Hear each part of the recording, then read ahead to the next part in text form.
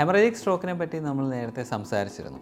Haemorrhagic സ്ട്രോക്കിൽ തന്നെ കാണുന്ന ഒരു പ്രോബ്ലമാണ് ഇൻട്രാവെൻട്രിക്കുലർ ഹെമറേജ്. അതായത് തലച്ചോറിനകത്തൊരു വെള്ളത്തിൻ്റെ അറയുണ്ട്. ആ വെള്ളത്തിന് അറയുടെ അകത്തേക്ക് ഉണ്ടാകുന്ന ബ്ലീഡിംഗ് ആണ് ഇൻട്രാവെൻട്രിക്കുലർ ഹെമറേജ്.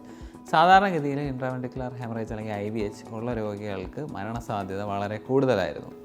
എന്നാൽ അതിന് പുതിയതായിട്ട് വന്നിരിക്കുന്ന ഒരു ചികിത്സാ രീതിയാണ് ഇൻട്രാവെൻട്രിക്കുലർ ഫിബ്രിനോലൈസിസ്.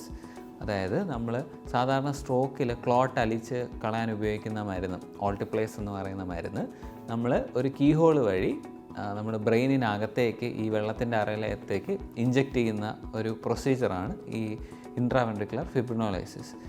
അത് ഇന്ത്യയിൽ തന്നെ 1-2 ഹോസ്പിറ്റൽസിൽ മാത്രമേ അത് ചെയ്യുന്നുള്ളൂ.